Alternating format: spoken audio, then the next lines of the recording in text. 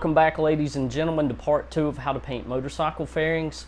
What we're going to do now is get everything smoothed over and scuffed up and ready to accept our adhesion promoter and get it ready for the base and clear.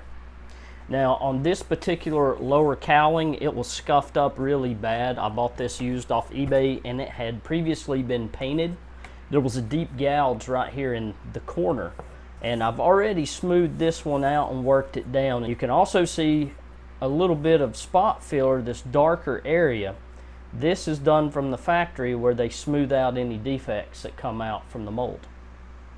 So I've got this one worked over fairly well. I'm using a 180 grit sandpaper. I have a bucket of water with a little bit of detergent in it. The detergent acts as a lubricant against the sanding surface between the sandpaper and the surface, and it also breaks the surface tension on the water, which allows the particles to float away better. Now this fairing also has a few other chips and gouges. Either they had bad adhesion when they painted, or it could be from rocks. Anyway, we're going to work on getting those squared away, and I'm also going to use the same 180 grit paper to do that. I'm just going to dip it down into my water very lightly. Normally on a flat surface you would use a sanding block or a sanding pad. Because this has so many ridges and curves, it's hard to get a uniform sanding area. So I'm just going to use my hand with very, very light pressure. And if you look on this area that I've already done, you see how I feathered it away. It was one scratch. But you want to make sure that you get enough area back away where it's a smooth transition. And after I get all these other little patches done, we're going to hit it with a finer grit around a 400 to get everything else scuffed up and ready to accept our promoter and base coat.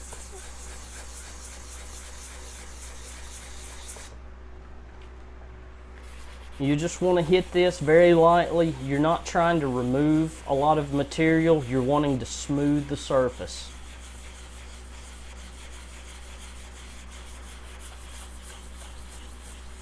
You can feel the roughness between the spots that actually need taken down. From the light pressure, you can feel there's just a little bit of resistance in that spot. And once I feel the resistance start to go away, I'm just moving over to the next rough area.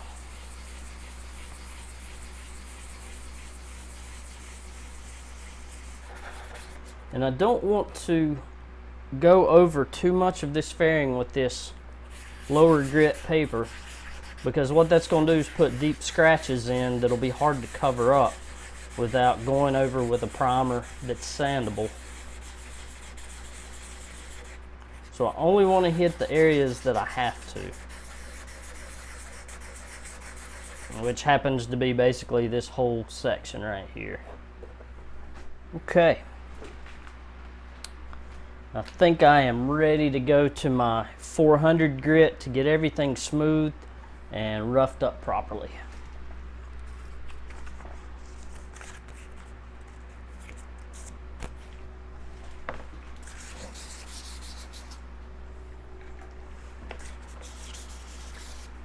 And again, I'm just going to use light pressure on this.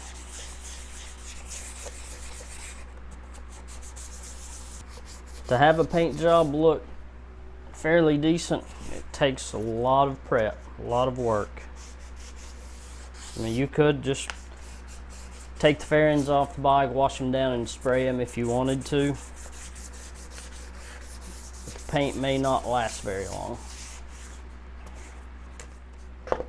Gonna tear me off a small section so I can get in these little cracks and crevices.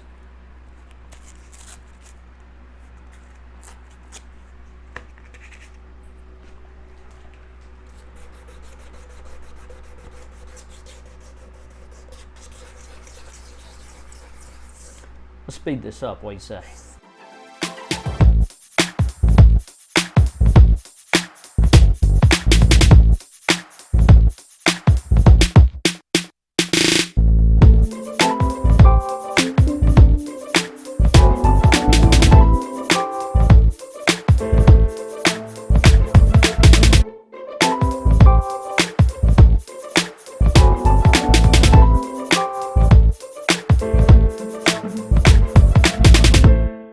so now I'm going to go take this outside, hose it down, let it dry, and see what spots I've missed or may need more attention.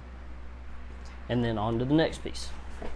This is the front mount that holds the two cowling halves together along with the windscreen. Now basically the only section of this that's going to be visible is the strips down through here on the sides and then directly in the middle.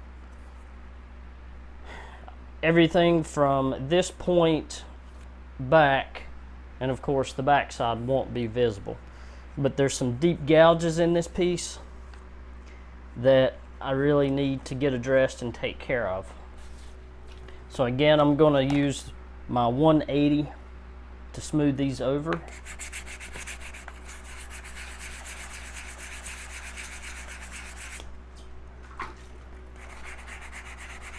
And this is a different piece of plastic, different type of plastic than the previous one. And normally it'll be stamped on here.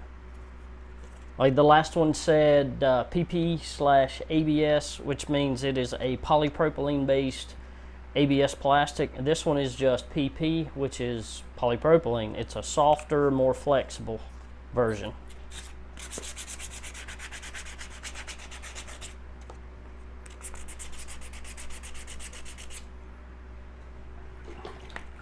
So I'm not going for perfection on these parts, but close.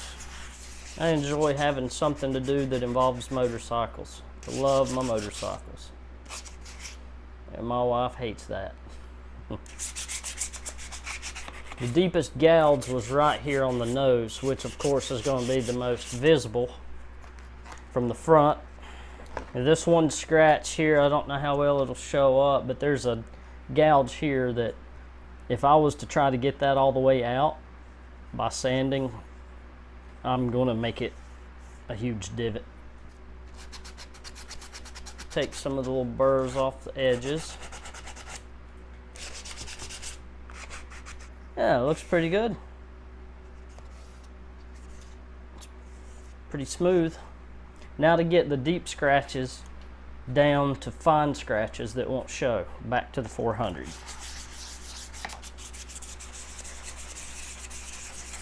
And some people may ask me, like, why are you painting all these pieces? You don't have to paint them.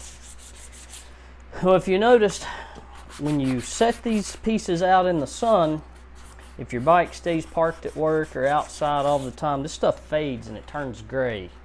And it's ugly. Okay, I'm gonna go spray this one off and lay it to dry. BRB.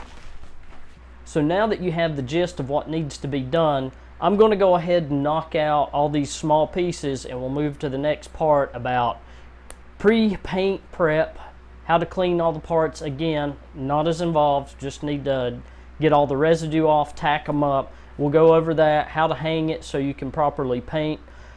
And just remember, when you have deep scratches around a 180 grit, just run over it light to smooth out the piece, and then go over the entire part with between 400 to 600 grit to get it prepped up and ready for the base coat. So get these finished up and I'll be right back. Okay, so everything is dried off. I have it hung up. I suspended everything with metal coat hangers, daisy chain things together so I could get as many parts as possible. These are all of my big pieces. I'll get my smaller ones on the next round. So what I'm going to do now is go over with some prep spray to get any leftover residue or dust off of these parts before we do the tack cloth and then start shooting our adhesive, promoter, and base coat and all that good stuff, which will be in the next episode.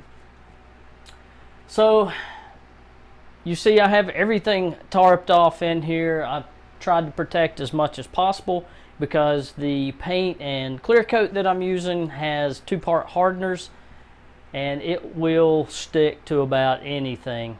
And hashtag what I learned watching Dexter, right? So I'm just going to wipe all this down and we'll be moving on. My hands are so dry right now, I'm not worried about oil and fingerprints. Normally I'd put a pair of gloves on. see the black residue that's coming off of these parts. My wife walked out here a while ago and she was like, "What in the world are you doing?" She saw me stringing up all the plastic. I said previously on Dexter. She was not amused. Forever my wife would not watch that show. She thought it was going to be all gruesome and gory and all that, and I finally convinced her to start watching Dexter, and she fell absolutely in love with it and binged all eight seasons.